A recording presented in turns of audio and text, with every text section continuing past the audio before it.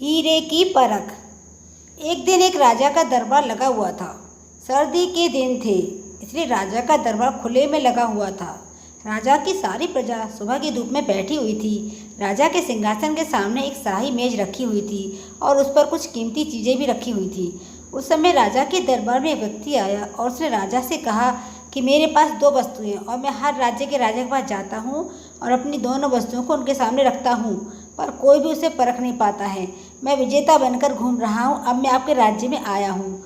राजा ने थोड़ा और अपने करीब बुलाया और उनसे पूछा कि वे दो वस्तुएं कौन सी हैं। उस व्यक्ति ने वे दोनों वस्तुएं राजा के उस कीमती मेज पर रख दी। वो दोनों वस्तुएं दिखने में एक समान थी, उनका आकार, रूप, रंग सब कुछ एक जैसा ही था। राजा ने देखकर कहा कि ये दोनों वस्तुएं तो एक समान हैं। तभी उस व्यक्ति ने कहा कि हाँ, देखने में तो दोनों एक समान हैं, पर वास्तव में दोनों बिल्कुल अलग हैं। इनमें से एक बहुमूल्य हीरा है और दूसरा कांच का टुकड़ा है, लेकिन दोनों देखने में एक जैसे ही लगते हैं, इसलिए आज तक इन्हें कोई परख ही नहीं पाया है। और उस व्यक्ति ने राजा से कहा कि आप में से कोई मुझे ये बता दो कि इनमें से बहुमूल्य हीरा कौन सा है और कांच कौन सा है, तो मैं हार मान लूँगा और मैं बहुमूल्य हीरा आपके राज्य की तिजोरी में जमा करवा दूँगा। किंतु शर्त यह है कि कोई भी उसे पहचान नहीं पाया तो आपको हीरे की जो कीमत है वो मुझे देनी होगी। राजा ने कहा, मैं तो उसे नहीं परख पाऊँगा।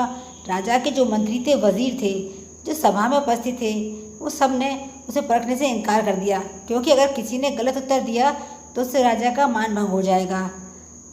कोई भी व्यक्ति उन दोनों वस्तुओं के बीच में क्या अंतर था वो परख ही नहीं पाया।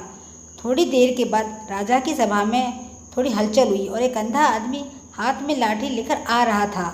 उसने कहा, मुझे राजा के पास ले चलो।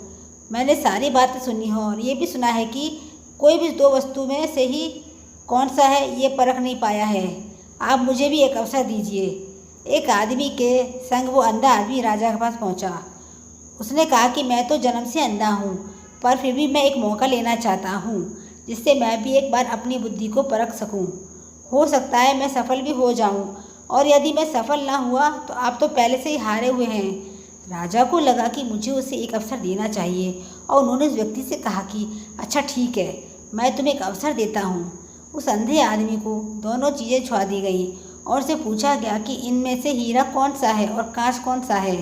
उस अंधे आदमी ने एक क्षण में बता दिया कि ये हीरा है और ये कांच है। जो आदमी इतने सारे राज्यों को जीत कर आया था वो नतमस्तक हो गया और बोला कि आपने बिल्कुल सही पहचान की है, धन्य हो आप। मैं ये हीरा आपके राज्य की तिजोरी में दे रहा हूँ। सब लोग बहुत खुश हो गए और जो आदमी आया था वो भी खुश हो गया कि आखिर कोई तो परखने वाला मिला। उस आदमी ने, राजा ने और सभा में हाजिर सभी व्यक्ति ने उस अंधे आदमी से पूछा कि आखिर तुमने कैसे पता किया कि हीरा कौन सा है और कांच कौन सा है।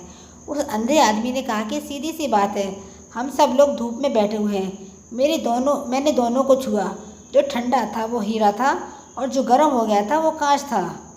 तो दोस्तों, इसी तरह हमारी ज़िंदगी में भी दुख, तकलीफ़ और परेशानी आती रहती हैं, लेकिन उन सारी तकलीफ़ों और परेशानियों से भी जो इंसान ठंडा रहता है, जो इंसान खुश रहता है, वो इंसान हीरे के समान होता है। लेकिन जो इंसान दुखों के आ जाने पर घबरा जाता है, बहुत दुखी हो जाता है और टूट जाता है, गर्म हो जाता है, वो इंसान कांच के समान होता है। अगर आप ये चाहते हैं कि आपकी कीमत हीरे के समान हो, तो दुख और तकलीफ़ों के आने पर कांच के टुकड़े के समान कभी भी गर्म मत होना, बल्कि हीरे के समान आप हमेशा शीतल रहना। तो दोस्तों, आशा करती हूँ आपको कहानी ज़रूर पसंद आई होगी। पसंद आई हो तो प्लीज़ चैनल को लाइक, सब्सक्राइब, शेयर करना ना भूलें। साथ ही कमेंट बॉक्स में अपनी राय बताएं। धन्यवाद।